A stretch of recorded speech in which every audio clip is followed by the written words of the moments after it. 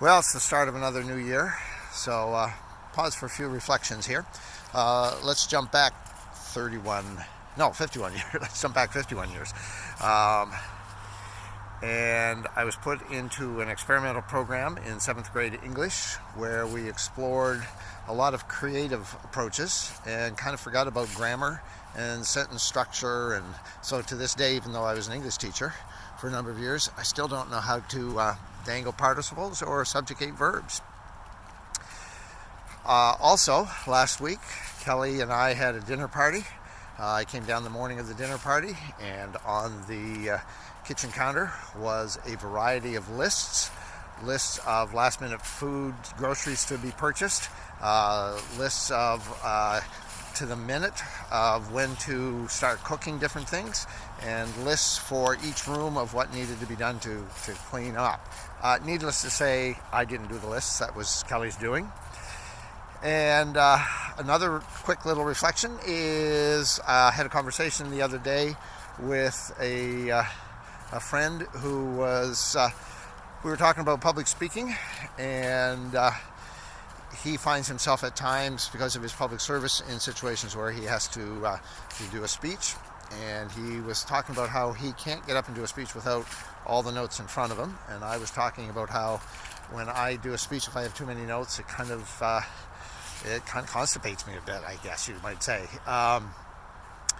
So take all of those and then put it in the reflection of the idea that we are at the start of a new year. And one of the things that I notice at the end of one year and the start of a new year, on social media, there's all sorts of lists, top 10 places I visited, top 10 books I read, top 10 pictures I took, top 10, and all this.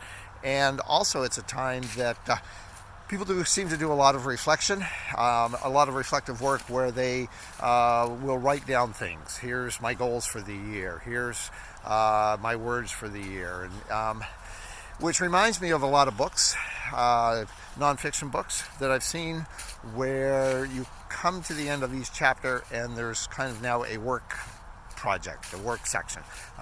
Just some assignments for you to do. Some things to think about, some things to write down, and so on and so forth. I don't do well with those. I don't do well with the lists. I don't do well when I'm in a conference or a meeting and they say, okay, now we're going to take 15-20 minutes and here's your assignment and here's the things we want you to write down and things that we want you to think about. I end up going off in different trajectories. So tie all of that together. My good friend Jeff Trotter keeps talking to me about you need to play the music you were meant to play. Now, both literally and metaphorically. I have done some stuff fronting a blues band. I love blues music. Blues music is the music I'm meant to sing. What Trotter really means by that, though, is find the musical niche, find the life niche that works for you. So here's my thought. It's the start of a new year. Some of you are doing really, really well with putting all sorts of plans down and working through all those assignments. And others of you are like, it just doesn't work for me. I don't know how to do this. So think of two types of music: classical music and blues or jazz music.